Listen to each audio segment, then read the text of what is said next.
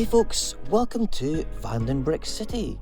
I'm redoing my canal sections, replacing all the trans clear tiles with a different shade, so I thought I'd show you how to actually make a largish canal.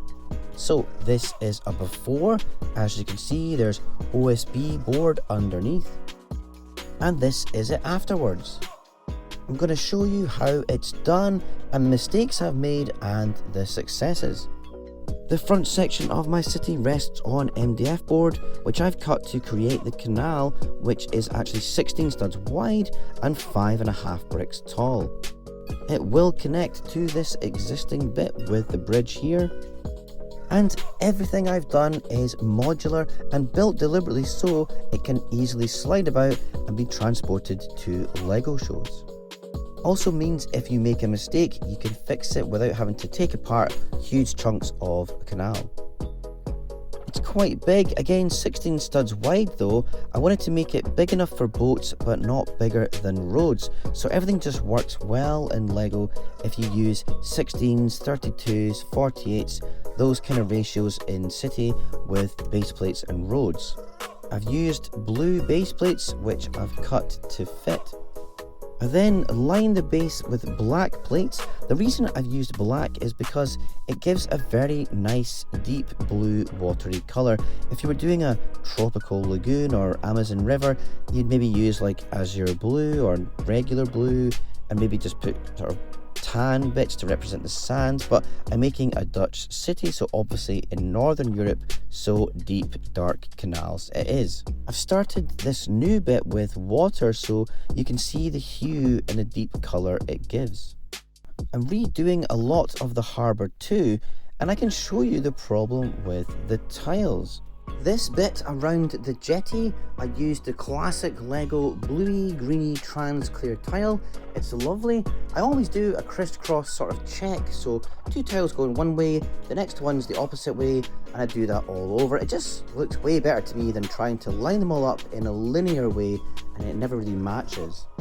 The problem I found is that the LEGO trans clear tiles are very inconsistent in colour, and depending on the batch and age they look way off.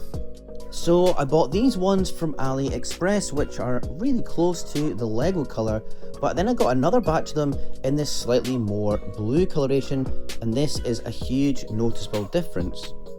So the bit on the left is the more recent AliExpress blue ones, and I bought thousands of them and they were ridiculously cheap, but now I have lots of inconsistency in colour, so I'm not using any actual LEGO tiles now. I have loads of them, but I will be using them on my micro city mocks instead. As you can see, all my sections could in theory be connected together in any way, as they're all the same dimensions, and they're all built the same way as well on these blue base plates. The walls are made firstly on a layer of 1x1 wide plates. I used red ones here as I don't have much use for the red colour in anything I do. So I start with that layer, then add standard blue on top as that part sits next to the tiles on the surface so you can see it. Then on top of that are 3 layers of 1x1 plates, which makes 1 brick, and then on top of that is 2 masonry bricks. That brings it level with the height of my city walls, but that's not safe for minifigures of course, so there's going to have to be a bit on top, the fence section. I use these fancy grey fence pieces which are spaced out with a grey 1x2 brick. I made brick built staircases, so just 2 bricks wide, and I'd recommend if you're going to do this, really think about the position and make sure you do it before you do any tiling below, because it's a pain having to change this later on. Let's take a closer look at the wall. I ended up using yellow here because I ran out of blue and it looks terrible, so this is one of the reasons for me going back to fix this. Along with staircases, pretty obvious to add any other features like these snot bricks, so you can put any signage or life belts, stuff like that. Now this weird Technic brick, this is more for the harbour wall rather than a canal, but you can use it for that. It's a cool thing, it's an old piece from the 90s, I think they still do it. These rubber bits, they're 4 studs wide. And they make the perfect harbour defence, so just in real life, marinas and harbours, they put these rubber barriers and sometimes tyres to protect the walls from the impact from vessels. Now, this wall I'm doing here, I've used some Lego and I've also bought AliExpress 1x1 green and grey plates, as again I need so many, I don't have enough and these are really cheap. My canals are quite big, so the price was going to get crazy just for this in real Lego. They are fine, colour's okay, but they do have a wee white dot from the mould sprue, so I hide that in the side you can't see. The idea of the green and dark grey is just to give a more realistic look, so like algae growth and stone that is constantly getting wet is clearly darker than the above walls. I also add very sparingly some plants and reeds. I'd say do less than you think because it can look cluttered, and in real life seaweed and plants like this are often taken care of by boat users and fishermen as they get tangled in the props and fishing line. I also have a small canal section to show you as I'm making a wee back alley canal elsewhere in the city, so it's quite different to the large one. And you can start with something like this instead if you're limited with parts and space and just want to give it a shot. It's just 6 studs wide, I've got a small base, just 2 studs thick with 1 brick on top and then tiled with grey, with the same crisscross pattern with the water tiles. Even at this end where I've just put a masonry brick down the tile, it looks pretty nice. But you can see my canal is significantly deeper, and having the fancy fence pieces makes it quite ornate. It's nice, but again you could just do a wee one to start off with and see how it looks, but definitely give it a dark base near the water. Maybe you like just having the same colour all the way through, but I really like having this delineation between the surface and the edge and then the kind of brickwork above. Along with my canal that I'm redoing, I'm also going to fix this whole harbour bit. Well, Koningin Christine Kade, as I've named it in Dutch, or Queen Christine Quay in English. I need to fix the jetty to make it line up properly and do a few other bits and bobs. And I took all the old tiles off this base plate and it needs done again. It took ages. This does take ages. I use a knife instead, as it just chews through the orange brick separators when you're trying to do this and you ruin your nails or hurt your nails.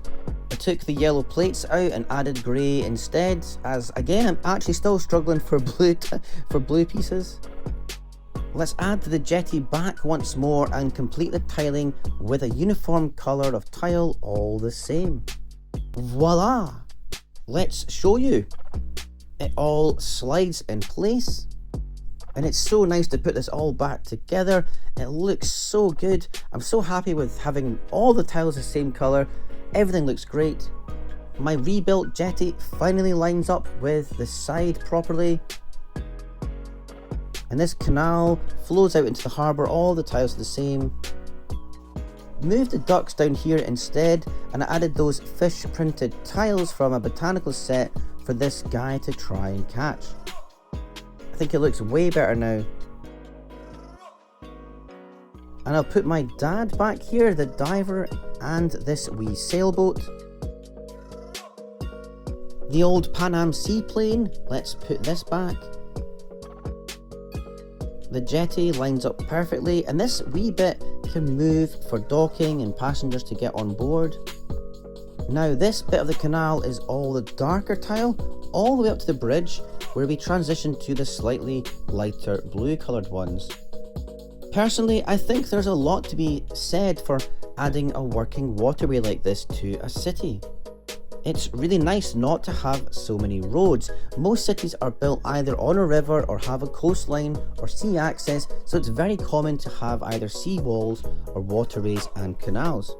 With my city as well, I'm on a quest to be as different as possible. I want to have a unique look, and that's why I kind of went down this route anyway. And obviously Dutch cities have lots of canals, and I think it's gorgeous, but only if the water looks consistent, so finally to get it all looking proper. With this out of the way, I can get back to finishing my railway station, and that will hopefully be done in May. I have a LEGO show next week, so I'm taking the city to that, and I'll be doing a few videos about the trip and the show, so catch you next time.